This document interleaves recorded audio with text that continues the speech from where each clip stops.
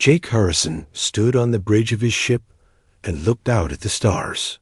The bridge was quiet, except for the soft hum of computers and the gentle beeping of monitors. His ship was called the ESV Sanctuary, and it was not built for war. It was built to help people. Jake was a commander in Earth's Space Navy, but today he was not leading soldiers into battle. Today he was leading doctors and nurses on a mission to save lives. The mission was simple but important. A planet called New Perth was dying from a terrible sickness, and Earth was sending help. The sickness had come from nowhere. It spread fast and killed many people. The doctors on New Perth tried their best, but they did not have enough medicine. They did not have enough supplies. They sent messages across space asking for help. When Earth got these messages, there was no question about what to do. Earth would help. "Commander Harrison, all ships are ready to go," said Amy Rodriguez. She was a young officer who worked at the communications station. Her voice was calm and professional, but Jake could hear the excitement underneath. This was her first big mission. Jake nodded and looked at the display screen that showed all the ships in their group. There were 12 ships total. 3 big cargo ships carried medicine, food, and supplies. 6 smaller warships would protect them during the journey. 2 hospital ships carried doctors, nurses, and medical equipment. Jake's ship, the Sanctuary, would lead them all. The cargo ships were huge and slow. They looked like giant metal boxes floating in space. Each one carried enough supplies to help thousands of sick people. The medicine alone was worth millions of credits, but Earth was giving it away for free. That was the human way.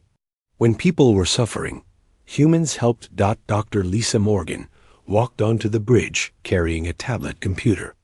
She was the chief medical officer for the mission.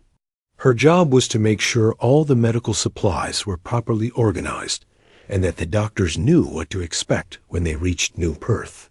"Commander, I have the final list of everything we are carrying," she said, handing him the tablet. "We have antibiotics for bacterial infections. We have antiviral drugs for viral diseases. We have painkillers, surgical tools, and emergency blood supplies. Most importantly, we have the new synthetic blood plasma that should help fight the bleeding sickness." Jake looked at the list. It was very long. The supplies filled 3 entire cargo ships. "How many people can we help with all this?" he asked. "500,000 at least," Dr. Morgan replied. "Maybe more if we use the supplies carefully. The new plasma treatment is very effective. It should stop the internal bleeding that kills most of the patients." Jake smiled. 500,000 lives saved. That made the long journey worth it. The trip to New Perth would take 2 weeks through hyperspace. They would have to travel through areas controlled by different alien species, but medical ships were always allowed to pass freely. It was an old law that all civilized species followed. Doctors and medical supplies were never attacked. The bridge door opened, and Captain Ben Wright walked in. He was the commander of one of the escort ships. His job was to make sure the convoy stayed safe during the journey. "All escort ships are ready, Commander," he reported. "We have checked all weapons and shields. Our ships are fast and well armed. If any pirates try to attack the convoy, we will be ready for them." Jake appreciated the protection, but he did not expect any real danger. Pirates sometimes attacked cargo ships carrying valuable goods, but they usually left medical convoys alone. Attacking doctors was considered one of the worst crimes in the galaxy. Even the most ruthless pirates had some honor. "Thank you, Captain Wright. I know the convoy will be safe with your ships protecting us," Jake said. Amy Rodriguez looked up from her station. "Commander, we are getting a final message from Earth Command. They want to wish us luck on our mission." The main screen flickered and showed Admiral Peter Collins, the head of Earth's Space Forces. His face was serious but kind. "Commander Harrison, You and your people are about to do something very important. The people of New Perth are counting on you. All of Earth is proud of what you are doing." The Admiral paused and looked directly at the camera. "Remember that you carry more than just medicine and supplies.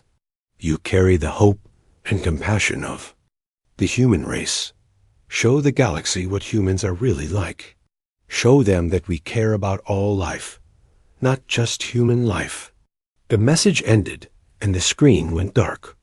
Jake felt the weight of responsibility on his shoulders. This mission was about more than just helping one planet. It was about showing other species that humans were good people who could be trusted. Dr. Morgan checked her watch. "Commander, the medical teams are ready to begin the journey. All the doctors and nurses are excited to help. Many of them volunteered for this mission, even though it means leaving their families for months." Jake was not surprised. Human doctors and nurses were like that. They chose their profession because they wanted to help people, not because they wanted to get rich or famous. When people were suffering somewhere in the galaxy, human medical workers always wanted to go help. "All ships, this is Commander Harrison," he said into his microphone. "We are about to begin our mission to New Perth. Remember why we are here. We are not soldiers going to war. We are healers going to save lives. The people of New Perth are waiting for us. Let's not keep them waiting any longer." Amy Rodriguez pressed some buttons on her control panel. "All ships report ready for hyperspace jump, Commander." Jake took a deep breath and gave the order. "Begin. Hyperspace sequence. Take us to New Perth." The stars outside the windows began to stretch and blur as the ships entered hyperspace. The journey had begun. In 2 weeks, they would reach New Perth and begin the work of saving lives. Jake walked to the observation window and looked out at the swirling colors of hyperspace. Somewhere ahead was a planet full of sick and dying people. They were scared and desperate, but they did not know that help was coming. 12 ships from Earth were racing through space to save them. The Sanctuary and its convoy carried no weapons of war. They carried something much more powerful. They carried hope. They carried healing. They carried the promise that no one would be left to die alone if humans could help it. Jake did not know that other eyes were watching his convoy. He did not know that the Vorthan Empire had been tracking Earth's medical missions for months. He did not know that some species saw human compassion as weakness rather than strength. The Vorthans had decided that it was time to teach the humans a lesson. They believed that resources should go to the strong, not the weak. They believed that helping the sick and dying was foolish. They were about to discover how wrong they were. But for now, Jake and his people traveled peacefully through hyperspace, thinking only of the lives they would save and the hope they would bring to a dying world. 3 days had passed since the convoy left Earth. Jake Harrison stood on the bridge of the Sanctuary, drinking coffee and reading reports from the other ships. Everything was going well. The cargo ships were keeping up with the group, and all. The medical equipment was working perfectly. The convoy was traveling through a part of space called the Kepler Junction. It was a busy area where many different space routes crossed each other. Ships from dozens of different planets passed through here every day. The Galactic Navigation Authority had stations here to help ships find their way and to make sure everyone followed the traffic rules. "Commander, we need to drop out of hyperspace for a navigation check," said Amy Rodriguez from her station. "The computer says we need to update our position before we continue." This was normal. Long journeys through hyperspace required regular stops to make sure the ships were still going in the right direction. Jake nodded. "Tell all ships to prepare to exit hyperspace." The swirling colors outside the windows suddenly stopped, and normal stars appeared. The convoy was now floating in empty space near the Kepler Junction. Jake could see the lights of the navigation station in the distance. Kevin Brooks was working at the sensor station. He was young and new to space travel, but he was good at his job. Suddenly, his face went pale, and he looked up at Jake with worried eyes. "Commander, I am picking up a lot of ships on sensors," he said in a nervous voice. 37 ships. And they are all moving toward us. Jake felt his stomach tighten. 37 ships was a lot. What kind of ships? Can you tell who they belong to? Kevin looked at his screen more carefully. They have the design of Vorthan ships, sir. Military ships. They are surrounding us. The Vorthans were known throughout the galaxy as a warlike species. They believed that only the strong deserved to survive. They built powerful ships and trained hard warriors. But they had never bothered medical convoys before. Jake hoped this was just a routine inspection. "Open a channel to the Vorthan ships," Jake ordered. "Maybe they just want to check our cargo." Some species do that for security reasons. The main screen flickered and showed the face of a Vorthan commander. His skin was gray, and his eyes were cold and cruel. When he spoke, his voice was harsh and threatening. "Human ships, you will give up your vessels and everything you carry. Do this now, or we will destroy you." Jake could not believe what he was hearing. "This is a medical convoy," he said firmly. "We are carrying medicine and supplies to help sick people on New Perth. Our cargo lists are public. Everyone can see that we have no weapons or military supplies." The Vorthan commander's face twisted into an ugly expression. "Your weakness makes us sick. You waste resources on the dying when you should make the living stronger. This foolishness ends today." Before Jake could say anything else, the Vorthan ships opened fire. Bright beams of energy shot across space and hit the hospital ship Nightingale. The ship exploded in a ball of fire and debris. Dr. Patricia Stone and 43 doctors and nurses died instantly. Jake stared in horror as pieces of the destroyed ship floated past his window. Those were good people who had volunteered to help strangers on a distant planet. They had done nothing wrong except try to heal the sick. "All ships, emergency maneuvers." Jake shouted into his microphone. "Try to get away from the attackers." But it was too late. The convoy ships were built for carrying cargo and helping people, not for fighting wars. They were slow and had weak shields. The Vorthan warships were fast and heavily armed. Captain Ben Wright tried to fight back with his escort ships, but there were too many enemies. His 6 small warships faced 37 Vorthan cruisers. The escort ships fought bravely, but they were destroyed one by one. Jake watched in agony as the cargo ship New Hope was hit by multiple energy beams. The ship broke apart, and thousands of medicine containers scattered into space. Medicine that could have saved lives was now floating uselessly among the stars. The cargo ship Mercy's Hand tried to run, but 3 Vorthan ships chased it down and destroyed it. More medical supplies were lost. More hope was destroyed. Dr. Lisa Morgan ran onto the bridge. Her face was streaked with tears. "Commander, we just lost contact with the hospital ship Healing Light. I think it has been destroyed." All those doctors and nurses.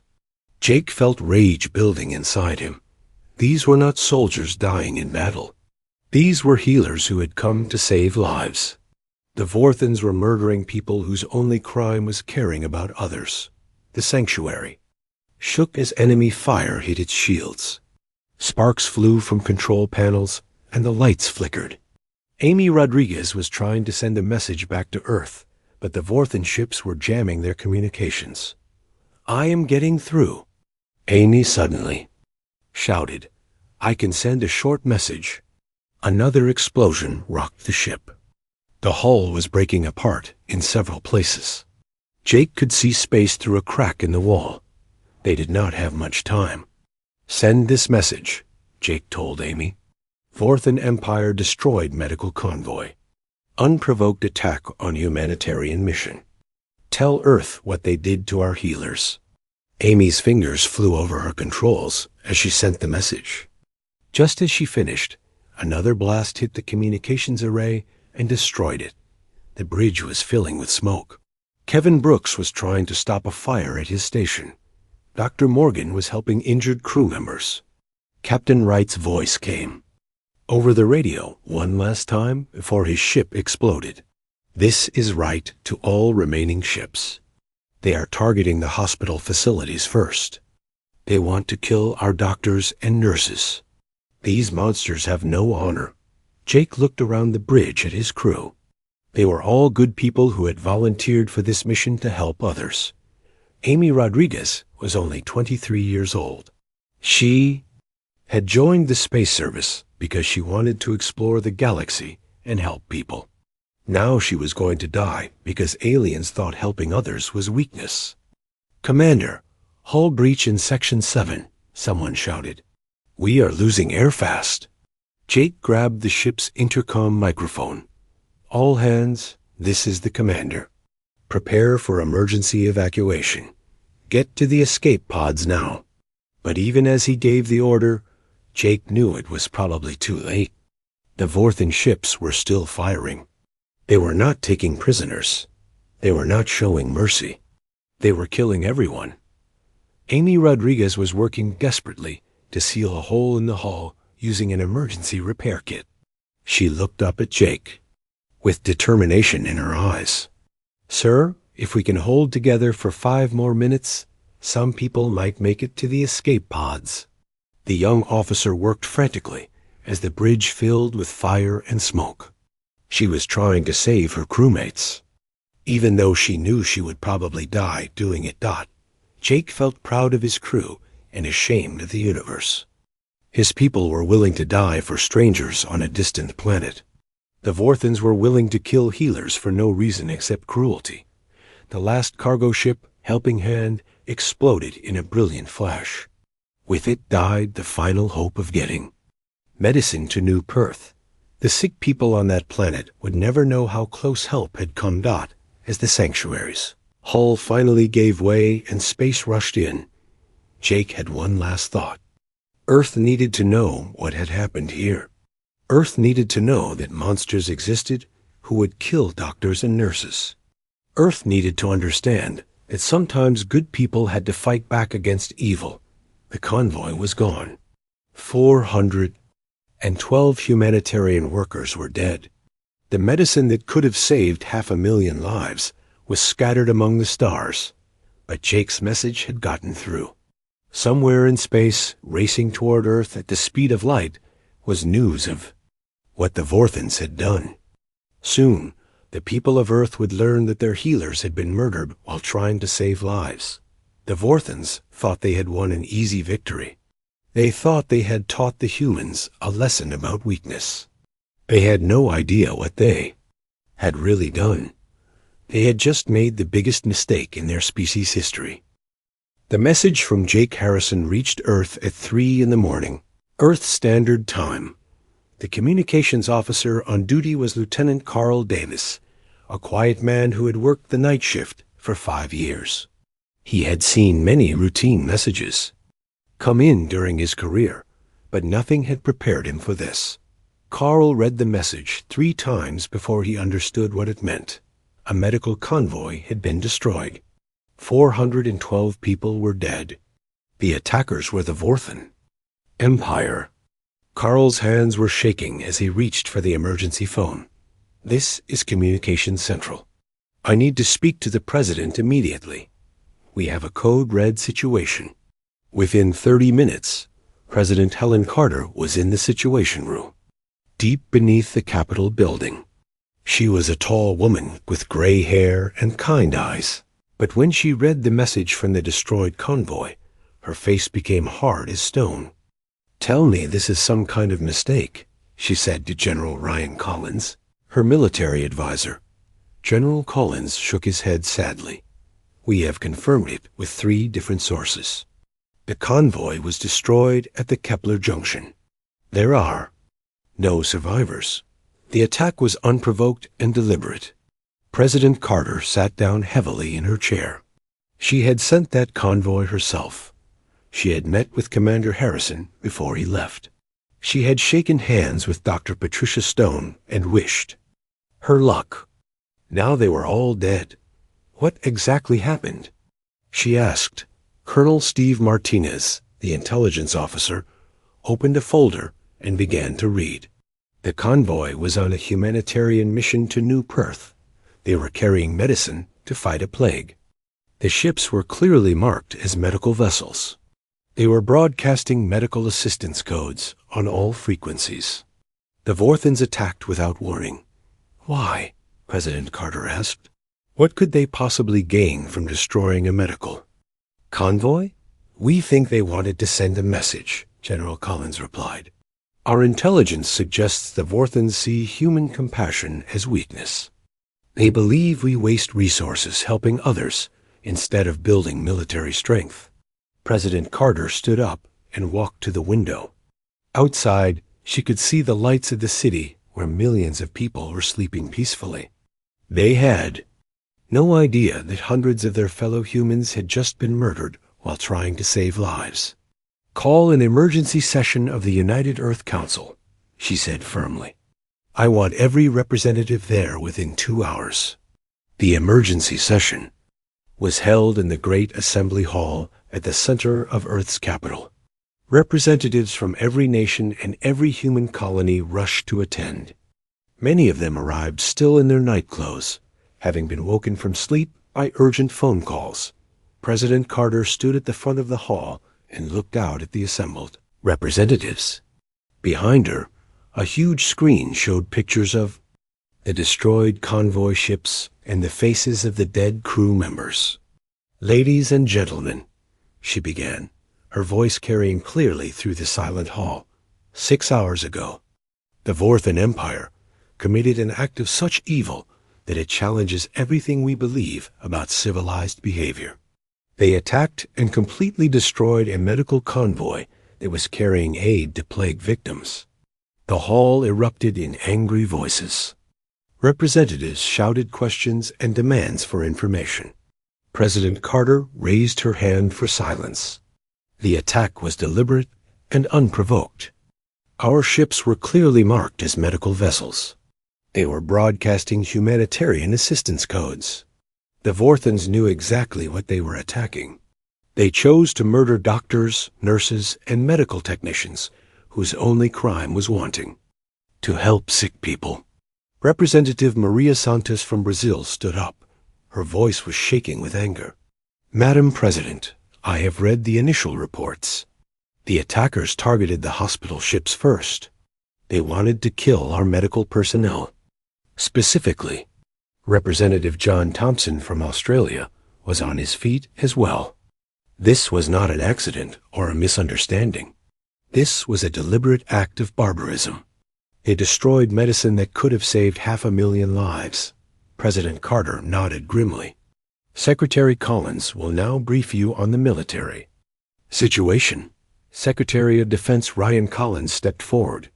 He was a veteran soldier who had seen combat on 3 different worlds, but even he looked shaken by what had happened. The Vorthans have a large military force, he said. They control 12 star systems and have over 800 warships. However, our intelligence indicates that their forces are spread thin across their territory. They probably think we will not retaliate because the attack happened far from Earth. Representative Linda Garcia from Mexico City stood up. What are our options for response? We have several choices, Collins replied. We can file a complaint with the Galactic Council and demand justice through legal channels. We can impose trade sanctions on the Vorthan Empire. Or we can respond militarily. The hall fell silent. Earth had never gone to war with an alien species before. Humans had fought each other in the past, but they had always tried to solve problems with other species through talk and negotiation. Representative James Park from Korea spoke first. If we do nothing, what message does that send? That humans can be killed without consequences as long as they are trying to help people? Representative Sarah Williams from Canada agreed. These were our healers. They carried no weapons because they trusted that all civilized species would respect medical personnel. That trust has been betrayed. President Carter looked around this room at the faces of the representatives. She could see anger, sadness, and determination in their eyes. These people represented all of humanity, and they were united in their outrage. "The question before us is simple," she said. "Do we allow the murder of our medical personnel to go unpunished? Do we let the Vorthans believe that human compassion is weakness they can exploit?" The vote was called immediately. Representative after representative stood up and cast their ballot. The result was unprecedented in human history. That the vote was unanimous. 412 votes for war. 0 votes against.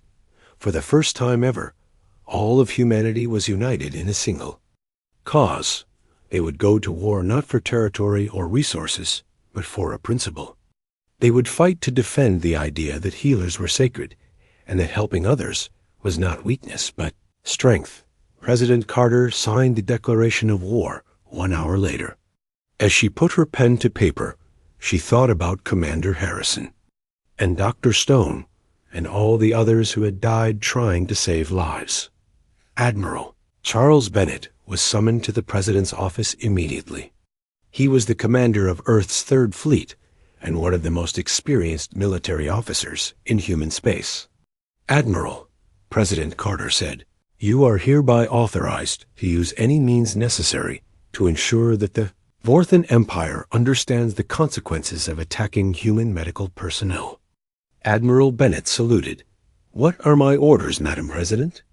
"Make them pay," she replied simply. "Make them understand that murdering our healers was the worst mistake they could have made."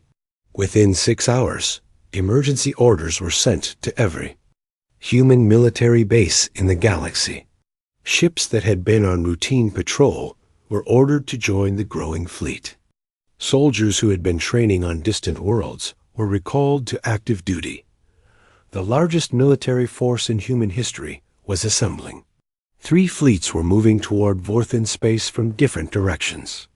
More ships were being pulled from reserve and rushed into service.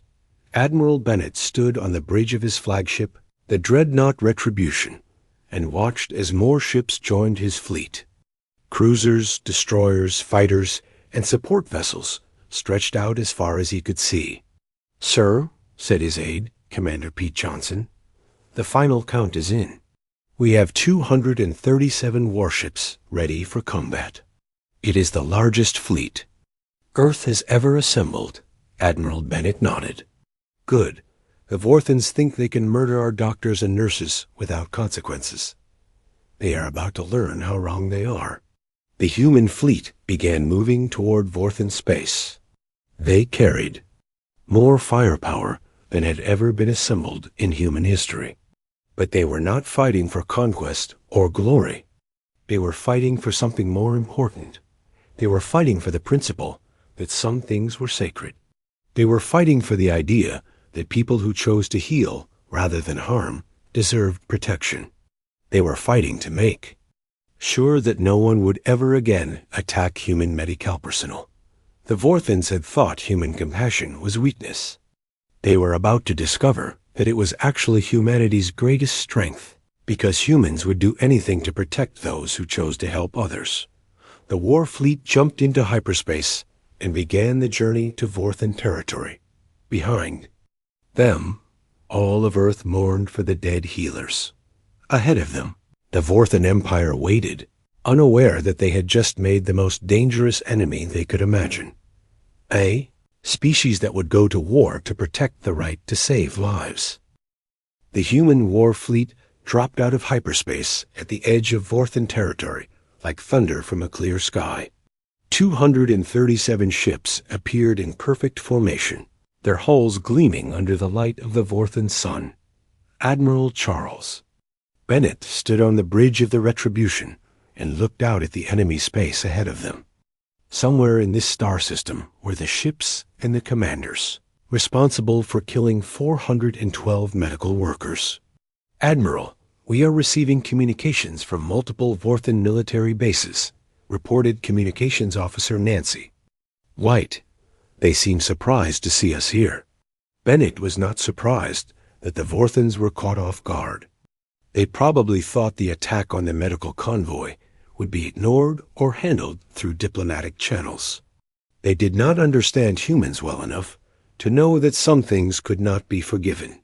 "Open a channel to the Vorthan High Command," Bennett ordered. "Let me speak to whoever is in charge of this star system."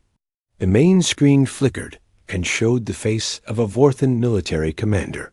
He looked arrogant and unconcerned, as if a human fleet appearing in his territory was just a minor annoyance. "I am Supreme Commander Korath of the Vorthan Empire," the alien said in a harsh voice. "You humans have entered our space without permission. Leave immediately or face the consequences." Admiral Bennett stepped closer to the screen. His face was calm, but his eyes were cold as winter stars. "Commander Korath, I am Admiral Charles Bennett of the United Earth Navy. 3 days ago, your forces attacked and destroyed a human medical convoy at the Kepler Junction. 412 medical personnel were murdered while on a mission of mercy." Korath's expression did not change. The humans were weak. They wasted resources on the dying instead of strengthening the living. We corrected this mistake.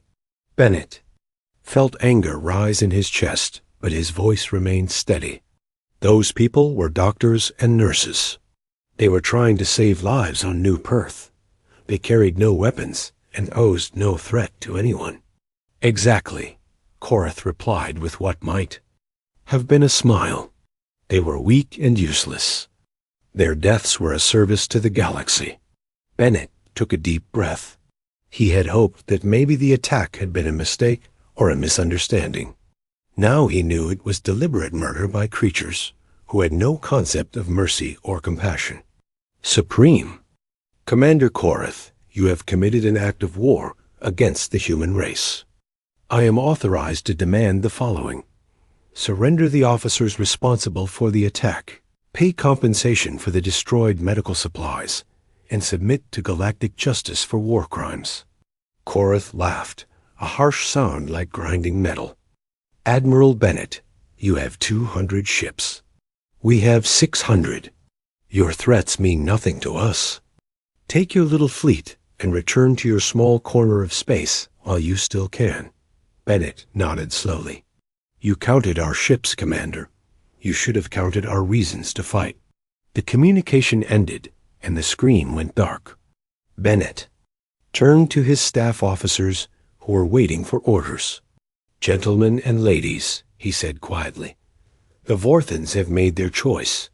They feel no regret for murdering our healers. They see it as something to be proud of.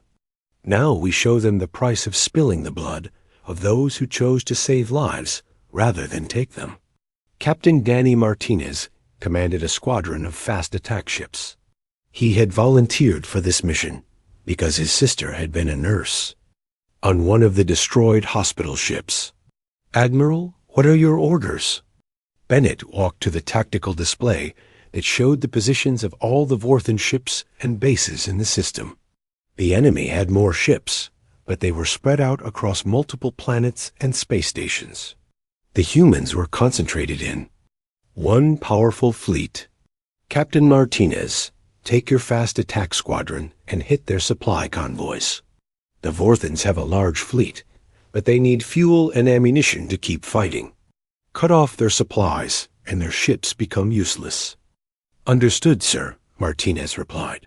His ships were already moving away from the main fleet, heading for the shipping lanes where Vorthan cargo vessels carried fuel and weapons. Commander Susan Blake commanded the stealth ships, vessels designed to avoid detection while gathering intelligence or conducting special operations. "Admiral, where do you want my ships?" "Commander Blake, the Vorthans are using their communication network to coordinate their scattered forces. I want you to find their relay stations and destroy them. Make their fleet blind and deaf." Blake nodded, and her ships disappeared from the main formation, vanishing into the darkness between stars. The Vorthans would not even know they were there until their communications went dead. The main battle began when the Vorthan fleet tried to attack the human formation. 600 enemy ships moved in from multiple directions, trying to surround and overwhelm the smaller human force. But Admiral Bennett had studied every recorded Vorthan battle in the database. He knew their tactics, their formations, and their weaknesses. The humans did not fight like any enemy the Vorthans had faced before. Instead of meeting the enemy head-on, the human fleet split into smaller groups that moved like wolves hunting. In packs, each group targeted a specific part of the Vorthan formation, hitting hard and then moving away before the enemy could respond. Captain Mike Roberts commanded a group of heavy cruisers that smashed through the Vorthan left flank like a hammer through glass. His ships fired with precision and coordination that the Vorthans could not match. Meanwhile, Captain Danny Martinez's fast attack ships were wreaking havoc on the Vorthan supply lines. Within 2 hours, they had destroyed or captured 12 cargo ships carrying fuel and ammunition. Vorthan warships began running out of power for their weapons and engines. Commander, Susan Blake's stealth ships infiltrated deep into Vorthan space and began destroying communication relays. One by one, the enemy ships lost contact with their commanders. What had been a coordinated fleet became dozens of small groups fighting separate battles. The decisive moment came when Admiral Bennett deployed humanity's secret weapon. It was called the Hippocratic Field Generator, and it had been designed to protect medical facilities by disabling weapons within a large area. The device had been named after the ancient Greek doctor Hippocrates, who created the oath that all human doctors took. First, do no harm. The field generator was built to stop violence around hospitals and medical stations, but the brilliant human engineers had modified the device for military use. When activated at full power, it could disable the weapon systems of every ship within a huge area of space. Activate the Hippocratic field, Admiral Bennett ordered.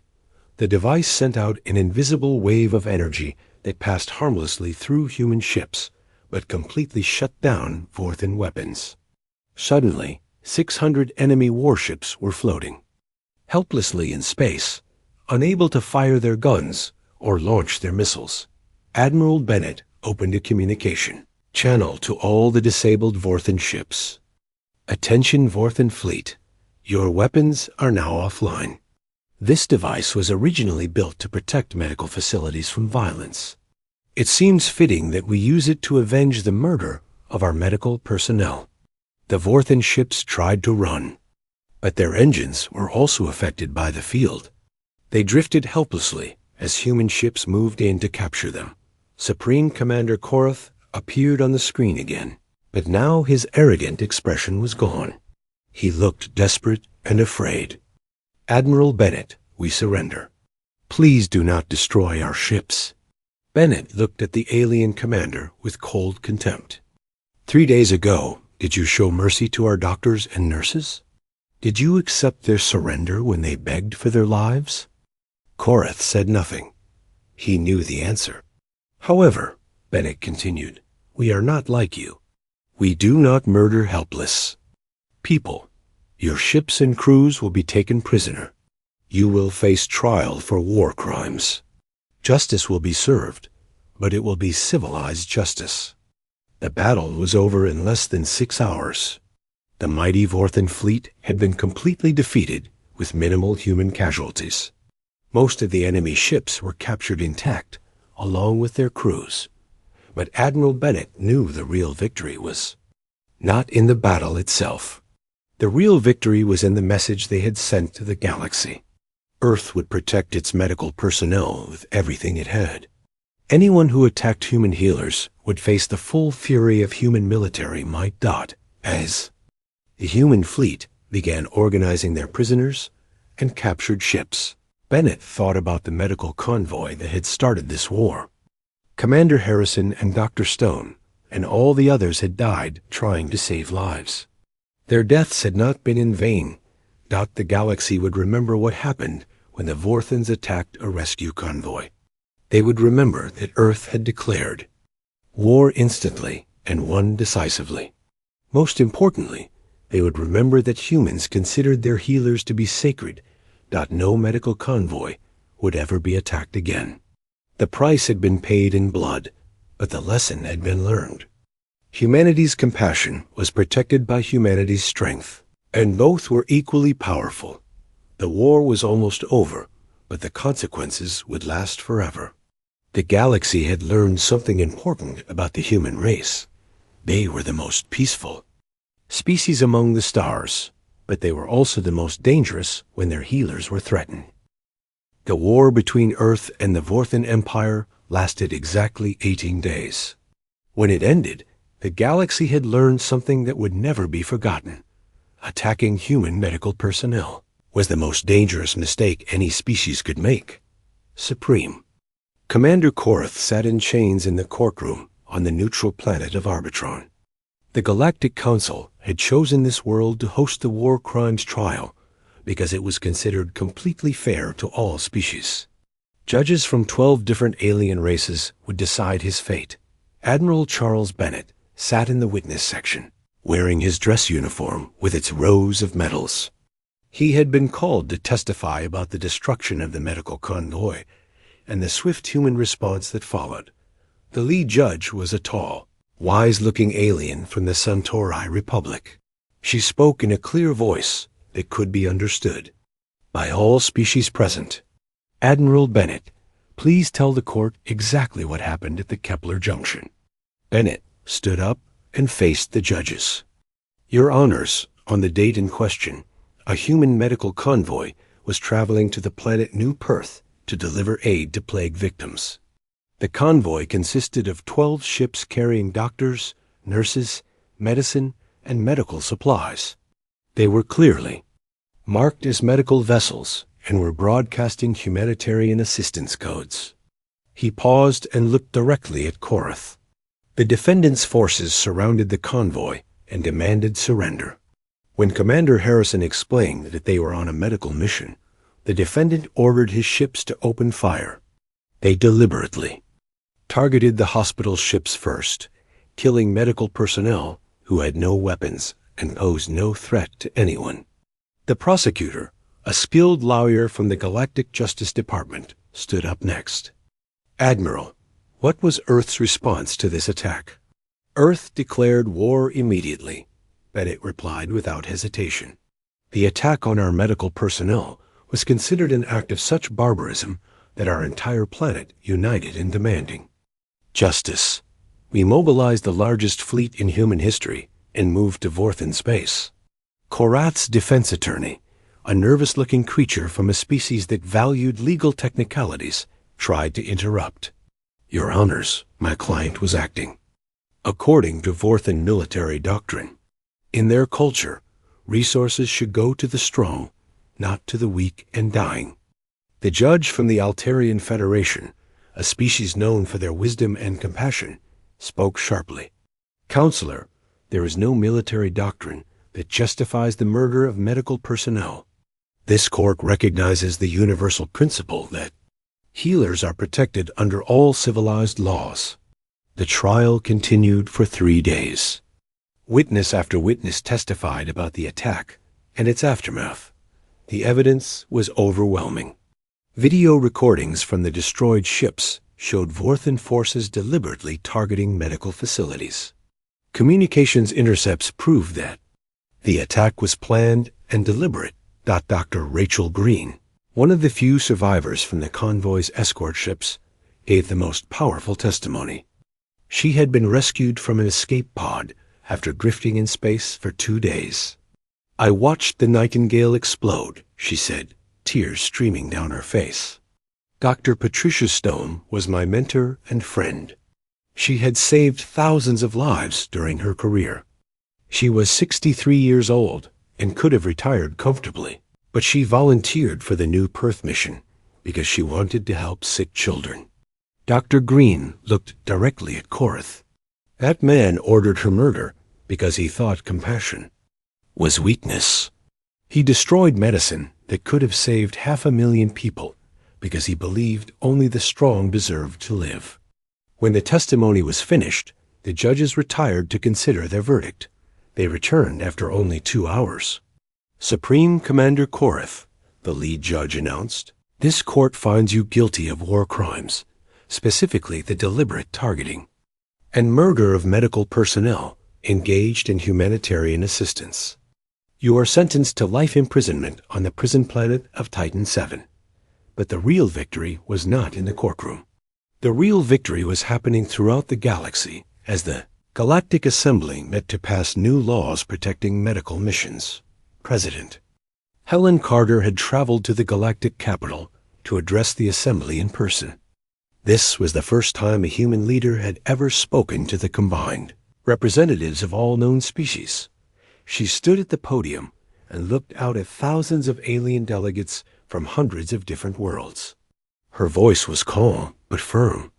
As she began to speak, "Honored delegates, 3 weeks ago, the human race learned that there are those who see compassion as weakness and healing as worthless.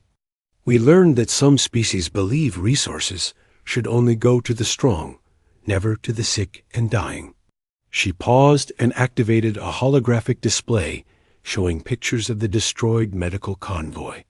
These were the ships carrying hope to a plague-stricken world. These were the faces of the doctors and nurses who died trying to save lives they had never met. The alien delegates sat in complete silence. Many of them had heard about the attack, but seeing the images made it real, in a way that reports could not. Earth's response was swift and decisive, President Carter continued. We declared war not for territory or resources, but for a principle. We fought to defend the idea that those who choose to heal rather than harm are sacred and must be protected. She looked around the assembly hall, meeting the eyes of delegates from dozens of different species. Today, I propose the Harrison-Rodriguez Medical Protection Act, named for the convoy commander and communications officer who died trying to save others. This law will make any attack on clearly marked medical personnel an act of war against all member species of this assembly. The debate that followed was brief. Species after species stood up to support the proposal.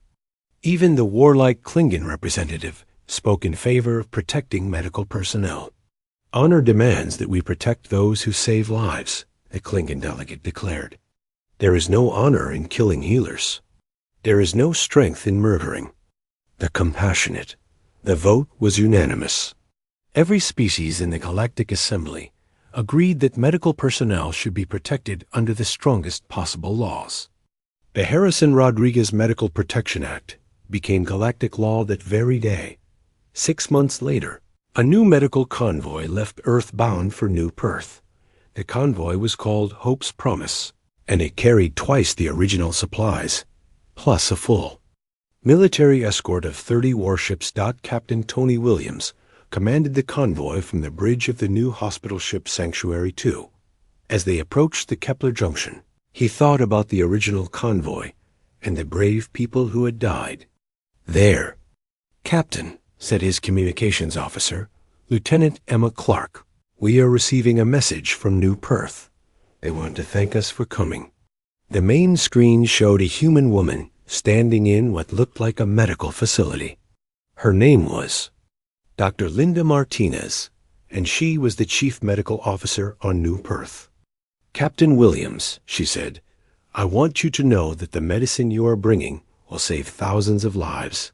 The synthetic blood plasma treatment has already begun working on our most critical patients. Because of your mission, children who would have died will live to grow up. Dr. Martinez paused, and her voice became softer. We know that other brave people tried to help us before and paid with their lives. We will never forget their sacrifice. Every life we save with this medicine will be a memorial to their compassion. Captain Williams felt proud to be continuing the work that Commander Harrison and Dr. Stone had started. The original convoy had failed to reach its destination, But its mission would be completed when Hope's Promise reached New Perth, the medical. Teams worked around the clock to distribute supplies and treat patients. Within a week, the death rate from the plague had dropped by 80%. Within a month, the disease was completely under control. Dr. Williams stood in the main hospital on New Perth and watched human doctors working alongside alien medical personnel to save lives. Children who had been dying were now playing in the corridors. Families that had been torn apart by disease were reunited. This was what Commander Harrison and his crew had died for. This was why Earth had gone to war, not for conquest or glory, but for the right to save lives without fear of attack.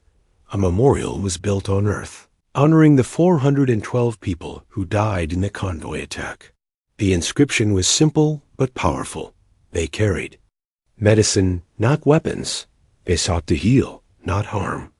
They died as heroes. They are avenged as martyrs. In every human medical facility throughout the galaxy, the same words were carved into the walls. Never again. Never forgotten. Never forgiven. The galaxy had learned its lesson. Medical convoys were never attacked again.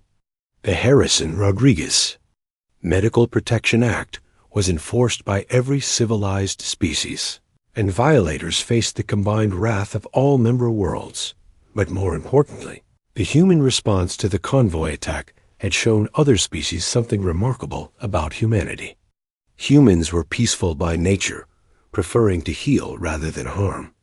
But when their healers were threatened, they became the most dangerous enemy imaginable. The Vorthan Empire never recovered from their defeat. Their military was shattered, their territory was reduced, and their reputation was ruined. They had learned too late that attacking human medical personnel was not a sign of strength, but a guarantee of destruction. Other species looked at what happened to the Vorthans and understood the message clearly. Humans would toller.